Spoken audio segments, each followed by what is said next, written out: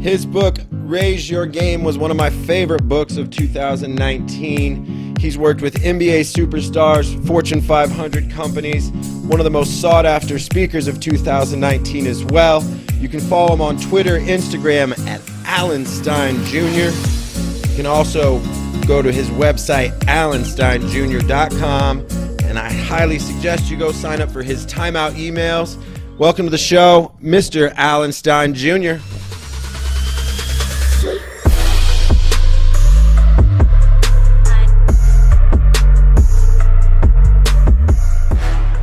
Can you catch us up to speed kind of from your athletic days to raise your game and becoming a best-selling author and speaker?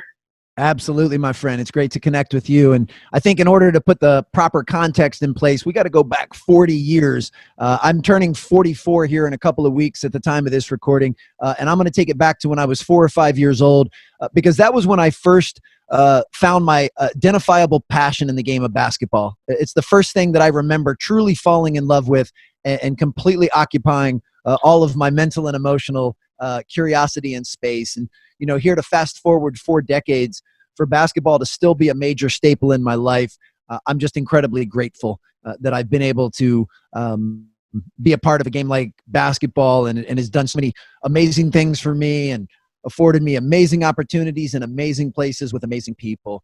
And I guess the quick Cliff Notes version, I was a pretty good high school player here in a suburb outside of Washington, D.C., was able to play at Elon College, which is now Elon University down in North Carolina, and then quickly jumped into the basketball training and performance space. Did that for almost 20 years before 3 years ago deciding to make the pivot into the corporate speaking space. And that's what I've been doing since. And each of those portions of my journey have really been fun and very, very worthwhile. Awesome. And I know along that journey, and even today, you've worked with some amazing people inside the sports business realm. Is there a greatest lesson that sticks out that you've learned from someone along the way that you've worked with?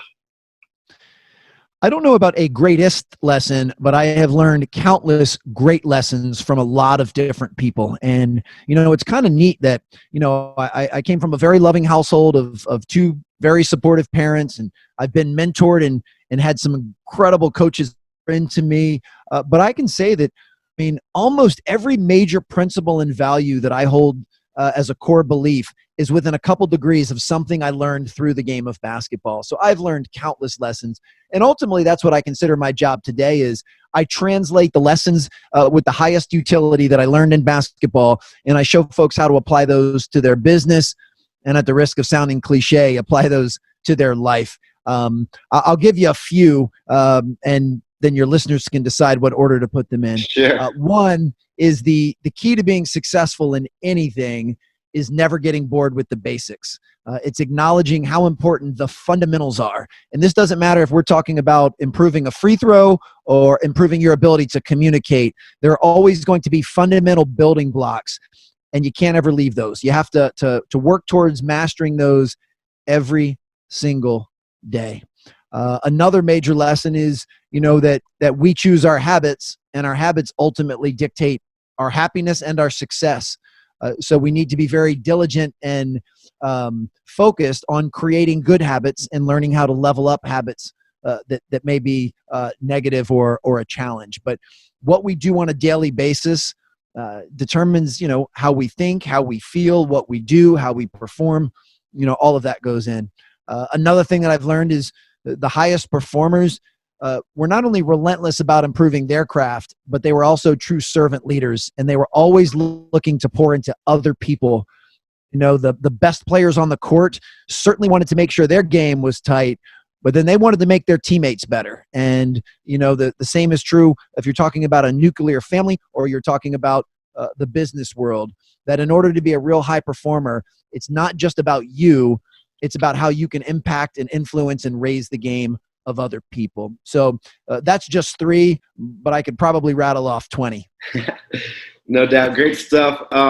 You mentioned your time as a college athlete, being one myself and a lot of, you know, both working with athletes in that space. What was one of the toughest struggles that you remember as a college athlete, and how you kind of overcame them? Well, you know what's neat, and age and experience and hopefully newfound wisdom will always make hindsight 2020. So what I'll share with you now, I can look back on and say that I wish that I would have handled it differently back then. However, it's all part of my journey, and it's all landed me where I am today. I believe going from being a high school basketball to a college basketball player, the toughest adjustment for me was accepting a role that was less than what I wanted it to be. You know, as many college athletes will attest, the reason they're playing in college is because they were pretty good in high school.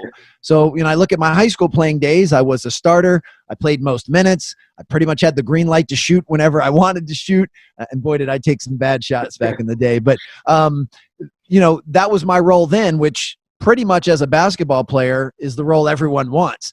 Then you get to college and you realize, you know, I'm pretty low on the pecking order. You know, I've got guys 3 or 4 years older, especially when you go from high school to college. You know, you go from playing with boys to playing with men. And, you know, certainly I wasn't, you know, playing as much as I would have liked or been able to have the green light to shoot. And that was very frustrating for me. And I can say that with a smile now because of the lessons I've learned from it. But I didn't have the best attitude at the time about that. I did a lot of complaining, a lot of making excuses, a lot of blaming other people, and those clearly got me nowhere. But those are 3 things now that, because I went through that, I work really hard in my life to eliminate those things in my life now. And I'm not perfect. I'm still, you know, human being, but they're very rarely in today, you know, today will you ever catch me complaining, making an excuse, or blaming others. I hold myself fully responsible and fully accountable for everything in my life, the things I control and the things I don't control, because even the things I don't control, I control my response to those things and my attitude about them. So without question, accepting a role less than what I wanted it to be was the hardest part about being a college athlete. Awesome. Great advice there. You know, since then you definitely raised your game, pardon the pun, but your book, Alan, was definitely one of my favorites I read last year. And one of the things I particularly loved about it was the way you organized it to speak to coaches and business leaders and athletes. Could you talk a little bit about the genesis of how and why you organized your book? Sure. Well, and I appreciate your kind words, and I'm glad you enjoyed it. As you know, Tyler, the first chapter was on self-awareness, and what's so important in any area of our life is to have the awareness to know what we do well, and things where we may need some help, some things that might be a challenge. And I mean, still to this day, I guess by definition, I'm an author because I have a published book, but I'm not really an author. I'm a coach who just had enough to say to put in a book. And I say that with full humility because the very first thing I did was I hired a co-author. I hired someone who is a professional writer who has spent the last 30 years putting pen to paper and then fingers to keypad to be an author. And he was the one that played a huge role in the organization of the book and the way the information was presented. I mean, the ideas and the concepts and the stories are all mine. You know, I was kind of the idea and image guy behind it, but he was the one that said, all right, you've got all of this great stuff. How can we organize it in a logical and sequential and helpful way so that the reader can really benefit? So that you're not just throwing up 20 years of performance experience on them, but you're putting it in a way that we have some distinction and can be helpful. So John was an amazing teammate, and he was the one that said, you know, I think we kind of have 3 different sections here, and why don't we look at 5 traits for each section that you believe would be most influential? But then most importantly, let's blend them all together and make sure the reader understands that at this moment in your life, you might be a quote unquote player, but there's going to be times in your life where you're going to be a coach and you're going to be on a team and so forth. So I give full credit to the organization of the book to John Sternfield, who is my co-author. Awesome. Very cool. And you touched on that first chapter about self-awareness. One of my favorite ideas in the book, and there's a great illustration. I don't know, did your brother help you out with some of those too? He sure did. Once again, that's right. You know, I'm big into delegating. You know, I know what things I do really, really well, and I know what things I don't. And you know, I mean, shoot, even right before you hit record, you and I were kind of joking about our IT ineptness about not being able to get certain. And I know that I'm not good at that. So I don't spend any of my time trying to learn, study IT, because I can have a teammate that can help me with that. And it was the same thing with visual images and graphics. That's something my brother does really, really well. So I pass the ball to him and let him do it. Organizing content, something John does well, I pass the ball to him and let him do it. And then I can stay in my lane and do what I do really, really well. Excellent. So good self-awareness and kind of that idea that one of my favorites that was illustrated was this idea of self-awareness plus passion plus discipline plus coachability equals confidence. Can you break that down for us a bit? Absolutely. And the key is it starts with that self-awareness, because if you don't have the awareness of what you do well or what you don't, if you don't have the courage to not only look at what your dreams and your goals and your ambitions are, but you have to have the courage to look on the other side. What are your fears? What are your insecurities? What are the things that keep you up at night? Like, we have to have both. You have to look at both sides of that. And then a big part of self-awareness is making sure that the way that you view yourself is in alignment with the way the rest of the world views you. And this is not about pandering for someone's affection or attention. This is simply about making sure that the way you see yourself is congruent with how others see you. And a perfect example would be, if I asked you, Tyler, if you were a good listener, and you said, yeah, man, I'm a great listener. And I asked the 4 or 5 people that know you the best, and they all said, no, Tyler's an awful listener. That would mean you have very low self-awareness, that you think you're a great listener, but the jury says you're not. As comical as it is, if I asked you if you were a good listener and you said, Alan, to be honest, it's one of my weaknesses. It's something that I really need to improve and get better at to help in all of my relationships.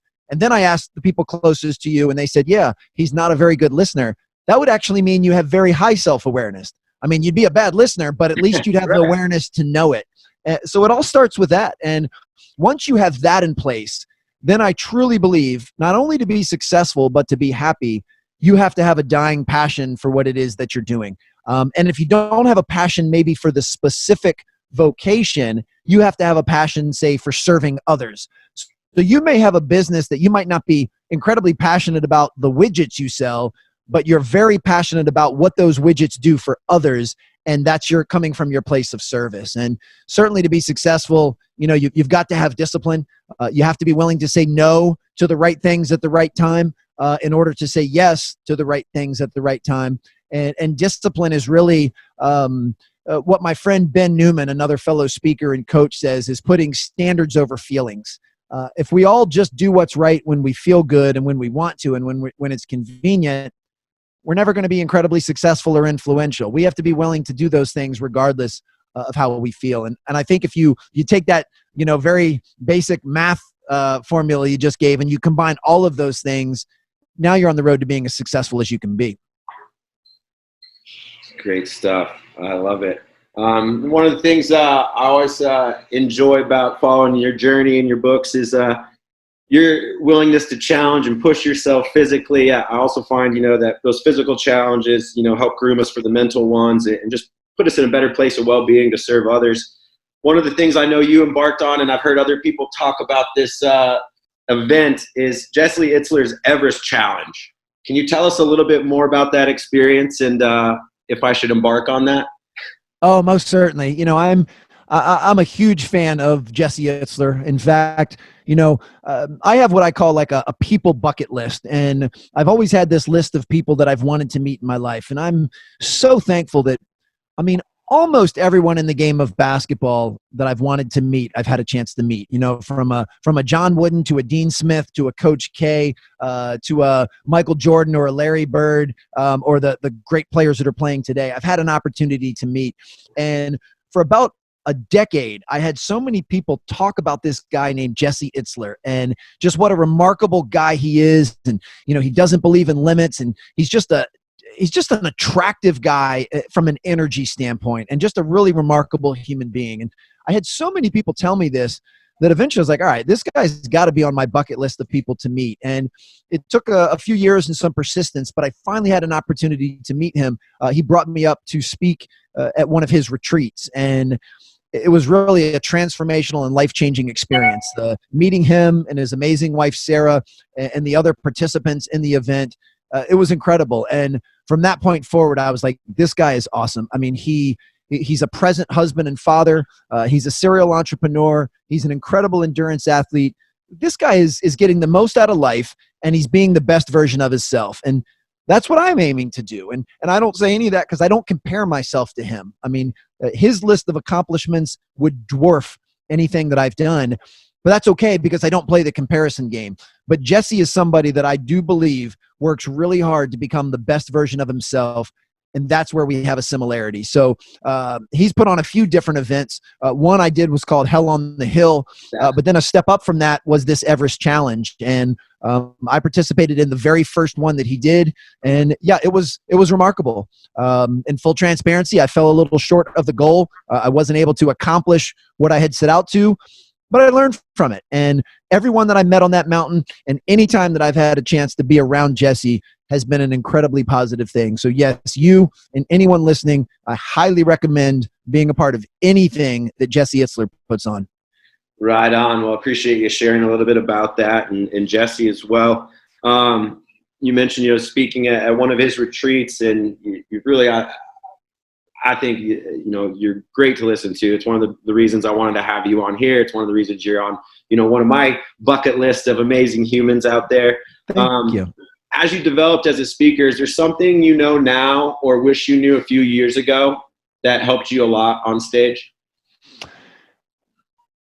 Where I'm very fortunate was I was able to take 20 years of learning experiences and a whole lot of mistakes in the coaching and performance industry, but they taught me so many lessons of high utility that I was able to enter the speaking world with great humility.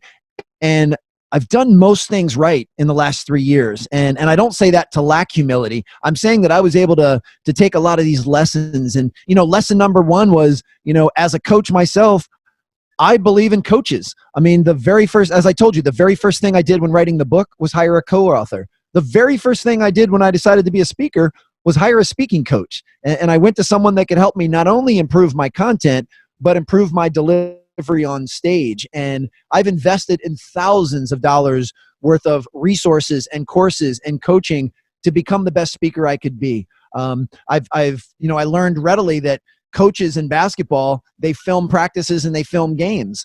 Why? So they can go back and watch them and find ways to improve. Well, I film almost every single one of my talks, and I go back and I dissect those not only by myself, but I have a coach look at my stuff as well to help me improve. So far in these 3 years, there's not anything that I would go back and do differently, but I'm certainly learning new stuff all of the time.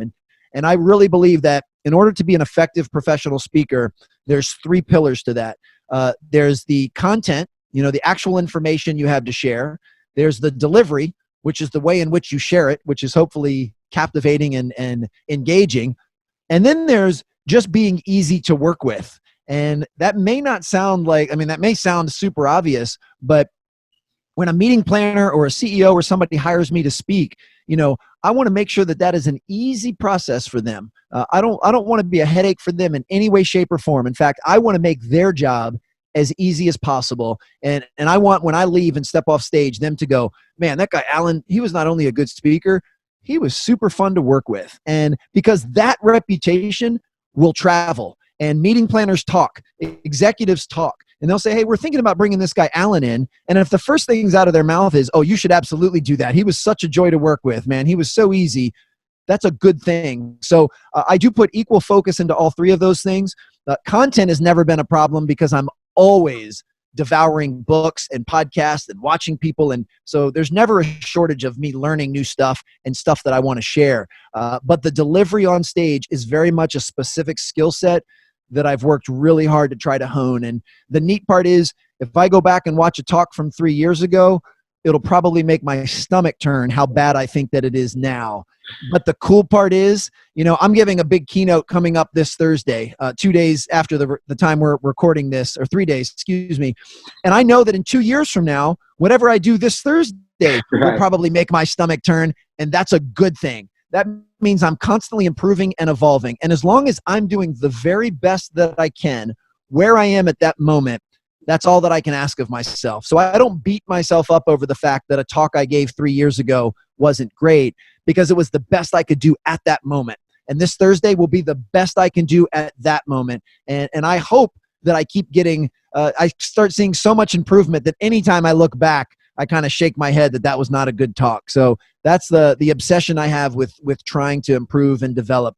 But looking back, I wouldn't change a single thing in the last 3 years. I've been thankful to do most things right, only because of stuff and guidance and coaching and mentorship from other people. It's great stuff. Some advice someone had shared with me once too, Alan, was that, when you spoke 3 years ago, you probably helped someone. And when you speak on Thursday, you're going to help someone. Oh, absolutely. That's a great point. And one of the coolest compliments I get, and people are always funny how they phrase it because they don't want it to be a backhanded compliment. But occasionally someone will say, I was at an event you spoke at 3 years ago. Man, you've gotten a lot better. And I smile because, of course, the inference is, well, you weren't very good when I saw you 3 years ago. You're better now. But you know what?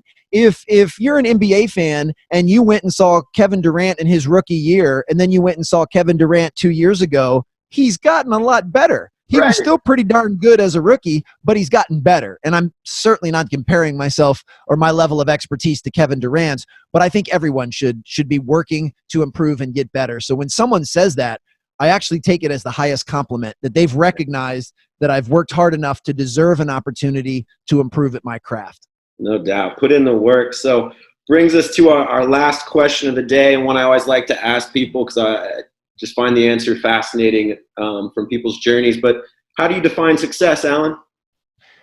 I find success and happiness to not necessarily be synonymous, but to be very correlated. And I think first and foremost, and I appreciate you asking me my definition of success, but I hope that everyone listening to this right now turns it on themselves and asks what their definition is, because success is something that all of us should define for ourselves. I'm, as you know from reading the book, I'm much more of a process-oriented guy than an outcome-oriented guy. And for me, as far as the process, if I'm doing something that I believe in, if I'm doing my best to serve others, if I'm working relentlessly to improve my craft, and I'm enjoying that process, then I consider myself successful. And it's not a matter of how many stages I'm on or what my fee is or how many followers I have. Those are outside metrics, but sadly, that's what most people use as a definition of success. And I have friends and know people that they're on much bigger stages than I am. They have much bigger followings. They make a lot more money. And I don't know that they have the same fulfillment and happiness and inner peace that I have. And once again, I don't say that to lack humility. I've worked really hard to be a happy person and to be incredibly grateful and thankful. And I also feel that at this time in my life, I'm as successful as I've ever been as a father, as an author, as a speaker. And it's all because of that happiness. I think you need to find the happiness first and learn to find success wherever you are and whatever you're doing. Most people would probably say, if they take the outdated, antiquated view of success, that if you're a high school teacher and you make $60,000 a year, well, you haven't made it. And there could be nothing further from the truth. You're doing a job you love. It's meaningful work. You're impacting people. You provide for your family. You are absolutely a success. And if you enjoy that as well, then you're happy too. And to me, that's how I view success. It's a correlation of happiness and finding your lane and just thriving and loving what you do.